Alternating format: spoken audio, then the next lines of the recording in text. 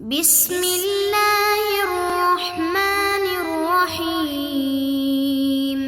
نحمده ونصلي ونسلم على رسوله الكریم اما بعد۔ معزز طلبہ، سبق نمبر 85 اور باب طلاق المریض میں ہم بات کریں گے کہ مرض الموت میں دوسرے ورثاء کو محروم کرنے کی غرض سے بیوی کو نوازنا۔ تو یہ نوازنا ظاہر ہے کہ وصیت کی شکل میں نہیں ہو سکتا، چونکہ بیوی وارث ہے تو وارث کے لیے وصیت جائز نہیں ہے۔ اقرار بھی اس کے لیے قرض کا نہیں کر سکتا، اس میں تہمت ہے۔ تو میاں بیوی دونوں آپس میں مشورہ کر لیں کہ مجھے آپ طلاق دے دو، بیوی کہے کہ تاکہ طلاق کے بعد میں جدا ہو جاؤں گی، اجنبی ہو جاؤں گی۔ اس کے بعد ہم دونوں ایک دوسرے کی تصدیق کر لیں گے کہ ہم نے یعنی تجھے طلاق دے دی ہے، اور میں کہوں گی کہ بھئی عدت گزر چکی ہے، تو لہٰذا آپ میرے لیے وصیت بھی کر سکیں گے اور قرض بھی کا بھی اقرار کر سکیں گے۔ تو اس طریقے سے بہت زیادہ مقدار میں مال مجھے مل جائے گا۔ تو یہ دوسرے ورثاء کو دور یعنی ان کو محروم کرنے کے لیے یہ سوچتے ہیں۔ تو اس میں شرعی حکم کیا ہے کہ اس طریقے سے کرنا ان کا درست ہے یا نہیں ہے، تو اس مسئلے کو ہم دیکھتے ہیں۔ اس لیے پچھلے سبق کے اندر شوہر کا بیوی کو محروم کرنا یہ مقصود تھا کہ اس کو طلاق دے رہا تھا اور مرض الموت کے اندر، تو اس کا ذکر ہم نے مقابل میں کیا تھا۔ ان قال لها فی مرض موتہ، اپنی مرض الموت میں اپنی بیوی کو کہا، کنت طلقتک ثلاثا فی صحتی، میں نے 3 طلاقیں تجھے اپنی صحت کی حالت میں دی تھی، وانقضت عدتک، اور آپ کی عدت بھی پوری ہو چکی ہے، فصدقتہ، بیوی اس کی تصدیق کر رہی ہے، ثم اقر لها بدین، پھر اسی ترتیب سے جو انہوں نے آپس میں مشورہ کیا تھا، پہلے طلاق ملنی چاہیے، پھر عدت کے گزرنے کا اقرار، پھر اس کے بعد آپ میرے لیے وصیت کرو۔ یہ شوہر نے کہا کہ میں تیرے لیے وصیت کروں گا تاکہ دوسرے ورثاء کو کم ملے اور آپ کو زیادہ ملے، یعنی اندر سے مقصود یہ ہے۔ تو یہ ایک تہمت ہے اور یہ ایک سمجھ لیں کہ شوہر کے اوپر بات آ رہی ہے۔ تو فرماتے ہیں ثم اقر لها بدین، شوہر اس کے بعد اس کے لیے قرض کا اقرار کرتے کہ اس فلاں عورت کے میرے اوپر اتنا قرض ہے، کیونکہ اب تو وہ اجنبی بن چکی ہے۔ او اوصى لها بوصیت، یا اس کے لیے وصیت کرتا ہے مال کی ایک مخصوص مقدار کی۔ فلها الاقل من ذلك ومن الميراث عند ابي حنیفہ رحمہ اللہ، اس کے لیے یعنی عورت کے لیے اس صورت کے اندر میراث میں سے اور دین یا وصیت میں سے جو کم ہو وہ ملے گا۔ اگر میراث کم ہے تو میراث ملے گی، اگر دین یا وصیت کم ہے تو وہ ملے گی، امام ابو حنیفہ رحمہ اللہ کے نزدیک۔ جبکہ اس مسئلے میں صاحبین فرماتے ہیں کہ یجوز اقرارہ و وصیتہ، اس کے اقرار بھی درست، اس کی وصیت بھی درست۔ اسی مسئلے کے اندر دوسری صورت یہ تو تھا کہ عدت بھی ختم ہو چکی تھی اور اب اس کے بعد اس نے وصیت کی ہے۔ دوسری صورت یہ ہے کہ ان طلقها ثلاثا فی مرضه بامرها، ابھی طلاق دے رہا ہے مرض الموت کے اندر، لیکن عورت کے حکم سے دے رہا ہے، عورت کہہ رہی ہے کہ مجھے طلاق دو، ثم اقر لها بدین، پھر اس کے بعد اس کے لیے دین کا اقرار کر رہا ہے، یعنی عدت کے اندر اقرار کر رہا ہے، ابھی عدت گزری نہیں ہے، عدت کے اندر اقرار کر رہا ہے۔ او اوصى لها بوصیت، وصیت اس کے لیے کر رہا ہے۔ فلها الاقل من ذلك ومن الميراث في قولهم جميعا، پھر صاحبین کے نزدیک بھی اور امام ابو حنیفہ رحمہ اللہ سب کے نزدیک اس عورت کے لیے دین اور وصیت میں سے اور میراث میں سے جو کم ہے وہ دیا جائے گا تاکہ تہمت سے بچا جا سکے۔ الا علی قول ظفر رحمہ اللہ، سوائے امام ظفر رحمہ اللہ کے اس مسئلے کے اندر، وہ فرماتے ہیں کہ اس مسئلے کے اندر بھی جس طرح صاحبین اوپر فرما رہے تھے کہ اقرار درست ہے، تو یہاں پر بھی وہ فرماتے ہیں کہ فإن لها جميع ما اوصى او وما اقر به، اس کے لیے اتنا مال ہوگا جتنے مال کی وصیت اس کے لیے شوہر نے کی ہے یا جتنے مال کا اقرار کیا ہے۔ دلیل امام ظفر رحمہ اللہ فرماتے ہیں کہ لأن المیراث لما بطل بسؤالها، جب عورت نے طلاق کا سوال کیا ہے شوہر سے تو اس سے میراث باطل ہو گئی، اب وہ میراث نہیں پا سکتی، خود اس نے اپنی رضامندی سے طلاق لے لی ہے اور متعلقہ عورت کو میراث نہیں ملتی۔ زال المانع من صحت الاقرار والوصیت، لہذا اقرار کے صحیح ہونے سے اور وصیت سے کوئی چیز مانے نہیں ہے، کیونکہ وہ عورت ہی اجنبی ہو چکی ہے، طلاق اس نے خود مانگی ہے، وہ اجنبی ہے، تو لہذا اس کے لیے اجنبیہ کے لیے اقرار بھی درست ہوتا ہے، وصیت بھی درست ہوتی ہے۔ لہذا امام ظفر رحمہ اللہ فرماتے ہیں کہ اگرچہ عدت کے اندر ہی اس عورت کے لیے اس نے وصیت کی ہو یا طلاق کا اقرار کیا ہو، پھر بھی وہ اقرار درست ہے۔ وجہ قولہما، اب صاحبین کی دلیل، صاحبین نے پہلے مسئلے کے اندر جہاں پر انہوں نے آپس میں جو ہے وہ اس بات کے اوپر متفق ہو گئے کہ طلاق بھی ہو کی ہے اور عدت بھی گزر چکی ہے، تو اس میں صاحبین فرماتے ہیں کہ اقرار بھی درست ہو جائے گا اور وصیت بھی درست ہو جائے گی۔ اور دوسرے مسئلے کے اندر بالاتفاق وہ فرماتے ہیں کہ اقرار بھی درست ہے، وصیت بھی اقرار بھی درست نہیں ہے اور وصیت بھی درست نہیں، جس میں وہ عدت کے اندر اندر وہ مرض الموت میں طلاق دی اور عدت کے اندر اندر عورت کے لیے اقرار کیا یا وصیت کی۔ تو اس میں صاحبین کی دلیل وجہ قولہما فی المسألۃ الاولی، پہلا مسئلہ جس میں دونوں نے عدت کے گزرنے کا بھی اور طلاق کا بھی آپس میں مذاکرہ کیا اور مطلب اس کی تصدیق کی ایک دوسرے کی، تو اس میں فرماتے ہیں صاحبین کی دلیل یہ ہے کہ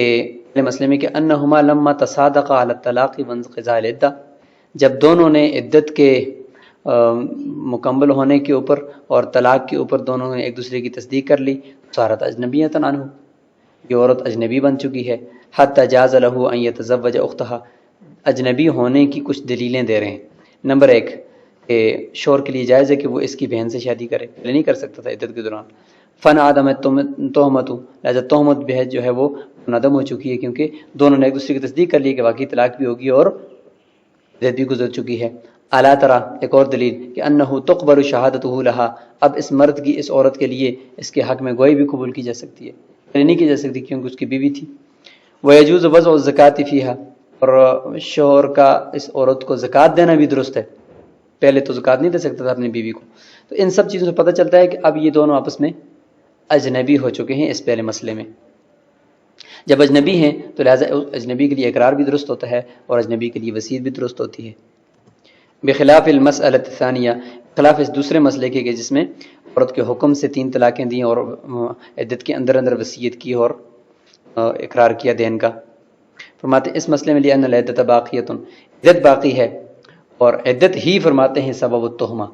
تہمت کا سبب ہے، کیونکہ عدت کے اندر اندر ہے کہ وہ اس کو نوازنا چاہتا ہے اور اپنی عورت کو، اسی لیے اس نے شاید اس نے طلاق دی ہے، تو اس میں تہمت ہے۔ عدت کا باقی ہونے کے اندر اندر یہ اس کے لیے اقرار کرنا یا دین کی وصیت کرنا، یہ دین کا اقرار کرنا یا کسی مال کی وصیت کرنا، یہ تہمت ہے۔ والحکم یدار علی دلیل التہمۃ، اور حکم کا دار و مدار بھی تہمت کی دلیل پر ہوتا ہے۔ یعنی انسان جب اس مرض الموت میں طلاق دیتا ہے تو کبھی تو دل میں یہی ہوتا ہے کہ نوازنا چاہتا ہے اپنی بیوی کو، دل میں یہ بھی ہو سکتا ہے، اور کبھی کوئی اور ارادہ بھی دل میں ہو سکتا ہے، لہذا دل کی بات کا کسی کو پتہ نہیں ہے، شریعت ظاہر کے اوپر اس کا دار و مدار رکھتی ہے، اور اس تہمت کی دلیل ہمارے سامنے چونکہ موجود ہے، لہذا اس تہمت کی دلیل کے اوپر ہم سارا انحصار کریں گے، اور وہ ہے جی عدت کا باقی ہونا۔ تو عدت کے باقی ہونے کی حالت کے اندر جب اقرار کرے گا یا عورت کے لیے وصیت کرے گا تو یہ سمجھ لیں کہ اس میں یہ تہمت ہے اس کے اوپر، لہذا حکم کا مطلب نہ اقرار کا درست ہونا نہ وصیت کا درست ہونا، یہ حکم اس کا دار و مدار اسی تہمت کی دلیل پر ہوگا، یعنی یہ اقرار درست نہیں ہے، خلاصہ یہ۔ وَلِهَذَا يُدَارُ عَلَى النِّكَاحِ وَالْقَرَابَةِ، اسی وجہ سے کہ دلیل تہمت کے اوپر دار و مدار ہوتا ہے تو فرماتے ہیں کہ حکم کا دار و مدار یعنی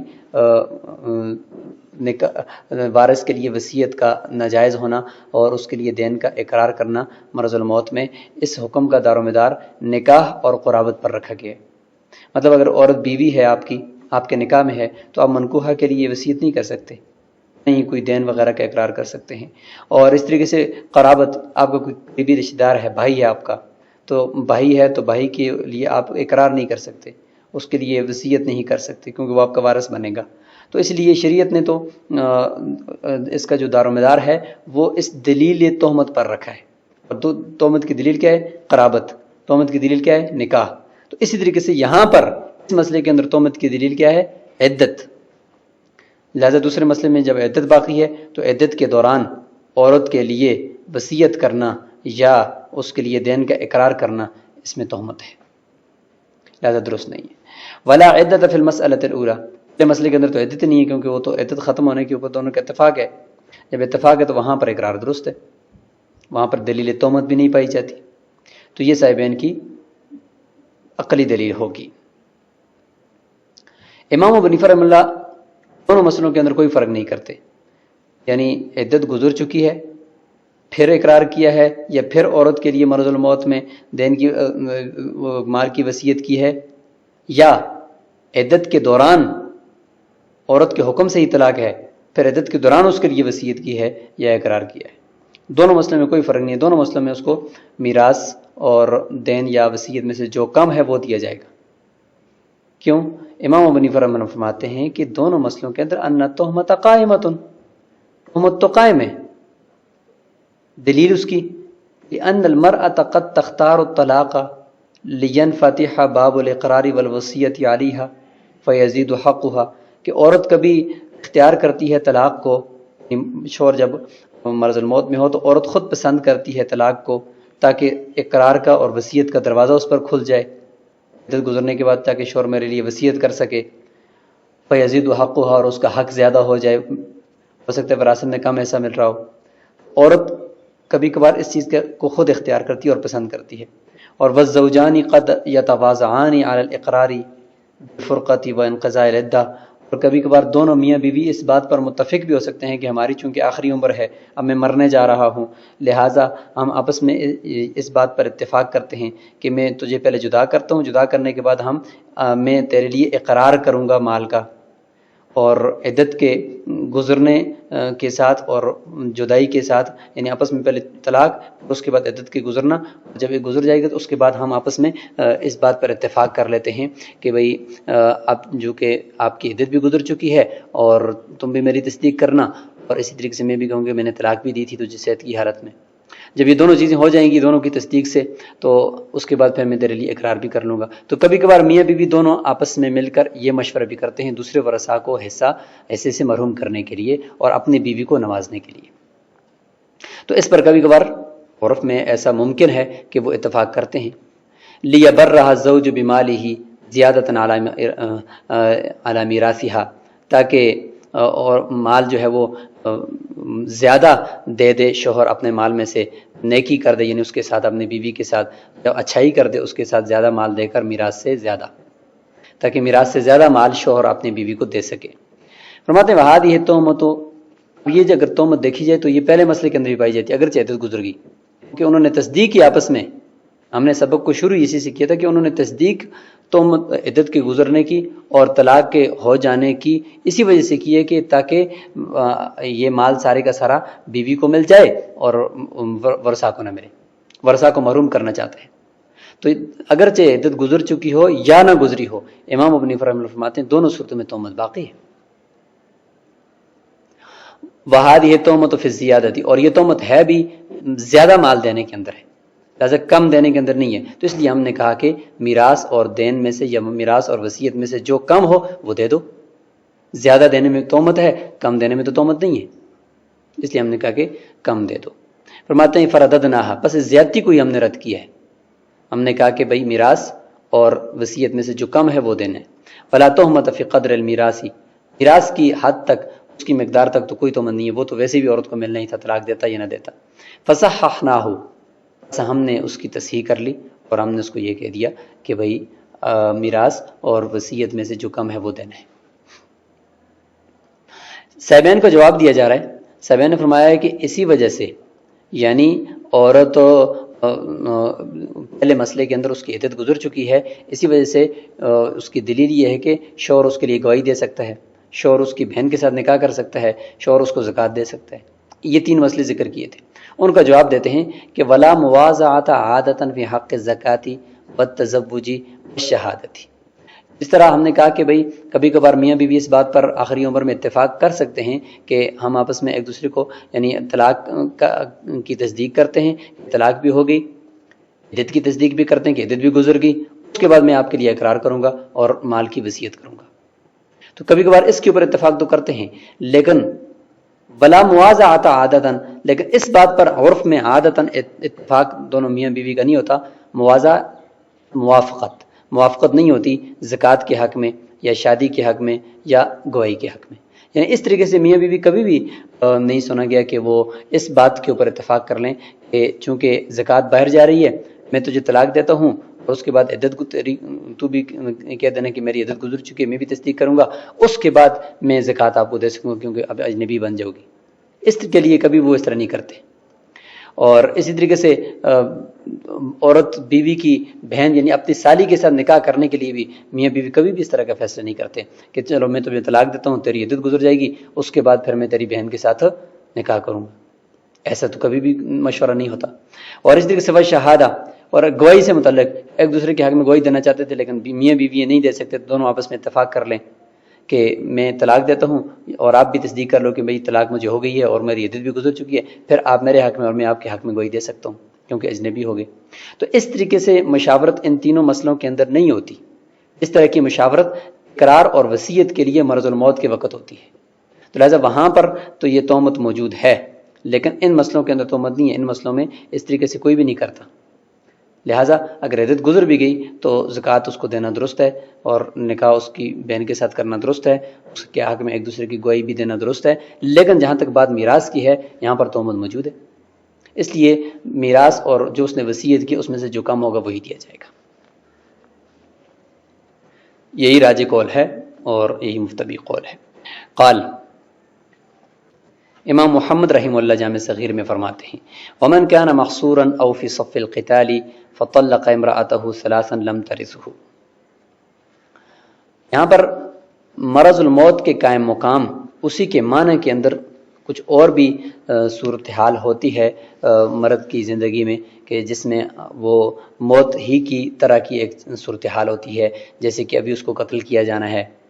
یا ابھی وہ ایسی حالت میں ہے کہ وہ زندہ نہیں بچ پائے گا، اس کا غالب یہ ہے کہ اس کی موت واقع ہو جائے گی۔ تو اس صورت کے اندر جب وہ بیوی کو طلاق دیتا ہے تو اس کو کہا جاتا ہے فار،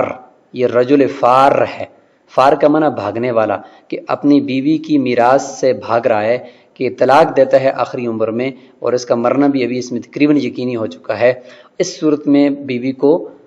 جدا کرتا ہے اپنے میراث کے حصے سے تاکہ طلاق دے دوں، اجنبی ہو جائے اور اس کے بعد پھر یہ میراث اس کو نہ ملے، تو اس کو کہتے ہیں امرأۃ الفار، اور اسی کو کہتے ہیں طلاق الفار۔ اس طلاق کا نام ہے طلاق الفار۔ اب یہ شخص فار کب بنے گا، یعنی عورت کو طلاق سے محروم میراث سے محروم کرنے والا کب بنے گا؟ تو اصول سمجھ لیں، اسی وقت ہی بنے گا کہ جب اس کی موت تقریباً یقینی ہو اور اس وقت وہ طلاق دے۔ تو اس کا مطلب یہ ہے کہ یہ ابھی تو اس کی موت یقینی ہے اور اس سے پہلے پہلے عورت کو محروم کر رہا ہے، تو لہذا فرماتے ہیں کہ اس صورت میں عورت اس کی وارث بنے گی، کیونکہ یہ طلاق الفار ہے۔ طلاق اگرچہ واقع ہوگی لیکن پھر بھی عورت اس کی وارث بنے گی۔ اور اگر اس کی اصول کا یعنی دوسرا حصہ، اگر اس کی موت یقینی نہیں ہے پھر بھی اگر وہ اس صورت کے اندر طلاق دیتا ہے تو پھر یہ فار نہیں ہے، یعنی یہ پھر میراث سے بھاگنے والا نہیں ہے، کیونکہ اس کی موت یقینی نہیں ہے، لہٰذا سمجھ آ گئی کہ یہ گویا کہ ویسے ہی طلاق دے رہا ہے اس کو، جس طرح اس کو کوئی ضرورت پیش آ گئی جس کی وجہ سے طلاق دے رہا ہے۔ اس صورت کے اندر عدت گزرنے کے بعد عورت اجنبی ہو جائے گی، پھر یہ میراث نہیں پا سکے گی۔ تو اس اصول کو سمجھتے ہوئے یہاں پہ دیکھیں کہ اگر کوئی قید میں ہے، کافروں کی قید میں ہے، او فی صف القتال، یا قتال کی صفوں میں باقاعدہ وہ آگے صفوں میں کھڑا ہے، فطلق امرأتہ ثلاثا، اس نے اپنی بیوی کو 3 طلاقیں دے دی، لم ترثہ، آتے ہیں کہ اس صورت میں عورت اس کی وارث نہیں بنے گی کیونکہ یہ فار نہیں ہے، یہ طلاق جو دے رہا ہے یہ میراث سے بھاگنے کے لیے نہیں ہے، عورت کو محروم کرنے کے لیے نہیں ہے، کیونکہ یہاں پر اس کی موت یقینی نہیں ہے، کے اندر بند ہے تو موت یقینی نہیں ہے، کیونکہ وہاں پر تو قیدی ہے اور قیدی کو عام طور پر قتل نہیں کیا جاتا، اور قتال کی صف میں ہے تو پورا لشکر ہے، تو صف میں وہ پورا لشکر گویا کہ آگے لڑ رہا ہے، تو اس کی وجہ سے بھی اس کا مرنا یہاں پہ فی الحال یقینی نہیں ہے۔ جب نہیں ہے تو طلاق دینا یہ فار نہیں کہلائے گا، طلاق الفار نہیں ہے یہ، جب نہیں ہے تو لہذا عورت یقینی طور پر یہ طلاق اس کو ہو گئی ہے، شوہر پر بھی کوئی تہمت نہیں ہے کہ یہ عورت کو محروم کر رہا ہے، ایسی کوئی تہمت نہیں ہے، تو لہذا یہ وارث نہیں بنے گی اور یہ اجنبی بن جائے گی۔ لیکن وَإِن كَانَ قَدْ بَارَزَ رَجُلًا، اگر یہ کافر کی کسی کے ساتھ باقاعدہ مقابلہ کر رہا ہے، تلوار کا مقابلہ ہے، آمنے سامنے ہے، اب اس کی موت یقینی ہے، او قد قدم، یا یہ کہ اس کو لایا گیا ہے، لیقتل فی قصاص، کسی قصاص کی وجہ سے اس کو اب قتل کیا جائے گا، او رجم، اس کو رجم کیا جائے گا بدکاری کی وجہ سے، اب اس کی موت یقینی ہے، اب اس صورت میں موت سے پہلے فوری طور پر اگر اپنی بیوی کو طلاق دے رہے تو اپنی بیوی کو محروم کرنا چاہتا ہے، تو فرماتے ہیں اس صورت میں ورثت، وارث بنے گی اس کی، اما فی ذلک الوجہ، اگر وہ اسی ہی حالت کے اسی وجہ سے مر گیا، او قتل، یا اسی حالت میں وہ قتل کر دیا گیا، اگرچہ کسی فی ذلک الوجہ منا کسی اور سبب سے مرا، یہاں پر یعنی اسی حالت میں کسی اور سبب سے مر گیا، یا یہ کہ اسی سبب سے مر گیا جس سبب کے اندر یہ بہت موجود تھا، تو پھر بھی ہر حالت کے اندر عورت وارث بنے گی، کیونکہ اس میں عورت شوہر پر تہمت ہے کہ وہ اپنی بیوی کو محروم کرنے کی غرض سے یہ اس نے آخری عمر میں طلاق دی ہے۔ واصلہ ما بینا، اور اس کی اصل یہی ہے کہ جو ہم نے بیان کر دی کہ ان امرأۃ الفار ترث استحسانا، کہ فار یعنی عورت کے حقوق سے بھاگنے والے شخص کی بیوی وہ استحسانا وارث بنے گی، جس طریقے سے بالکل اس باب کا پہلا مسئلہ ہے جس میں ہم نے وہاں پہ ذکر کیا کہ عورت کو محروم کرنا چاہتا ہے تو عورت اس طریقے سے محروم نہیں ہوگی، وہ وارث بنے گی۔ وَإِنَّمَا يَثْبُتُ حُكْمُ الْفَرَارِ، فرماتے ہیں کہ عورت کے حق سے بھاگنے کا جو حکم ہے یہ ثابت کب ہوگا؟ تعلق حقها بمالہ، عورت کے شوہر کے مال کے ساتھ حق کے متعلق ہونے کے ساتھ، جب عورت کا حق شوہر کے مال کے ساتھ متعلق ہوگا تو تب اس وقت پھر شوہر کا طلاق دینا یہ فرار کہلائے گا۔ اور عورت کا شوہر کے مال کے ساتھ حق کب متعلق ہوتا ہے؟ ظاہر ہے وَإِنَّمَا يَتَعَلَّقُ بِمَرَضٍ، یہ اسی مرض کی وجہ سے ہوتا ہے، يَخَافُ مِنْهُ الْهَلَاكُ غَالِبًا، جس سے غالب گمان کے مطابق ہلاکت ہونا یقینی ہے، یعنی مرض الموت۔ لہذا مرض الموت میں جب ہے یا ایسی حالت میں کہ جس میں شوہر کی موت یقینی ہے، اس حالت کے اندر عورت کا حق اس شوہر کے مال کے ساتھ وراثت کے طور پر متعلق ہو جاتا ہے۔ جب متعلق ہو گیا تو اس صورت میں طلاق دینا گویا کہ عورت کے حق سے فرار کرنا ہے، تو اس صورت میں عورت پھر وارث بنتی ہے۔ کما اذا کان صاحب الفراش، جیسے کہ مثلا ایک حالت بتا رہے ہیں ایسی مرض کی حالت کہ جو ایسا صاحب فراش ہے کہ بستر کے اوپر سے وہ اٹھ نہیں سکتا، وہ ان یکون بحال، اس حالت کے اندر ہے کہ لا یقوم بحوائجہ، اپنی ضروریات شرعیہ طبعیہ اس کو پوری نہیں کر سکتا، کما یعتادہ الاصحاء، اس طریقے سے تندرست آدمی کر سکتے ہیں، پیشاب کے لیے جانا یا نماز کے لیے کھڑے ہو کر نماز پڑھ سکنا یا لیٹ کر پڑھ سکنا، یعنی بالکل اس طرح کی حالت ہے کہ کوئی دوسرے لوگ اس کے سارے کام کر رہے ہیں۔ یہ وہ حالت ہے کہ اب اس کی موت تقریباً اس مرض میں یقینی لگ رہی ہے۔ اور بھی بہت ساری اس کی جو ہے وہ علامات بتائی گئی۔ وقد يثبت حكم الفرار بما هو في معنى المرض في توجه الهلاك الغالب، کہ جس طریقے سے مرض کی وجہ سے، ایسی مرض الموت کی وجہ سے فرار کا حکم ثابت ہوتا ہے کہ عورت کے حق سے فرار، تو اسی طریقے سے فرار کا حکم اس حالت سے بھی ثابت ہو جائے گا جو حالت مرض کے معنی میں ہے۔ کون سی ہے؟ ہلاکت جب متوجہ ہوگی شوہر کی طرف اور وہ ہلاکت بھی غالب ہے، وہ جب متوجہ ہوگی تو جیسے کہ میدان جنگ میں باقاعدہ مقابلے میں ہے، یا یہ کہ قصاصاً قتل کیا جائے گا یا رجم کے طور پر قتل کیا جائے گا، تو یہ وہ حالت ہے کہ یہ بھی مرض ہی کے معنی میں ہے، مرض الموت ہی کے معنی میں ہے، تو اس کے اندر بھی اگر وہ طلاق دے گا تو یہ فرار کہلائے گا۔ وما يكون الغالب منه السلامہ، بس اگر جس حالت میں یا جس مرض میں غالب گمان یہ کہ یہ ٹھیک ہو جائے گا، سالم صحیح سالم نکل آئے گا، لا یثبت به حکم الفرار، اس صورت میں جب وہ طلاق دے رہا ہے تو اس کو ہم فرار کے حکم کی طرف نہیں لے جائیں گے کہ یہ عورت کے حقوق سے فرار اختیار کر رہا ہے یا اس کو طلاق سے میراث سے محروم کر رہا ہے، بلکہ ہم یہ کہیں گے کہ یہ طلاق اس نے اپنی کسی اور مجبوری کی وجہ سے دی ہے۔ فالمحصور، پس قیدی، والذی فی صف القتال، اور جو قتال کی صف میں ہوتا ہے، الغالب منہ السلامہ، اس میں غالب جو ہوتا ہے وہ سلامتی ہی ہوتی ہے، کیونکہ لأن الحصن، قیدی کے لیے جو قلعہ ہے، لدفع بأس العدوی، عدالت یا وہ تھانہ، وہ قلعہ، وہ دشمن کے حملے سے دفاع یعنی بچنے کے لیے وہ ایک مضبوط جگہ ہے، اس کے اوپر دشمن کا حملہ نہیں ہوگا۔ وقد المنع، اور اسی طریقے سے اگر قتال کی صف میں ہے تو منع لشکر جو ہے وہ وہاں پہ موجود ہے، اس کو موت سے بچا سکتا ہے۔ فلا یثبت به حکم الفرار، اس صورت میں طلاق دینے کی وجہ سے اس شخص کو یہ نہیں کہا جائے گا کہ یہ فار ہے، عورت کو میراث سے محروم کرنا چاہتا ہے، تو جب تہمت نہیں ہے تو طلاق درست ہے، عورت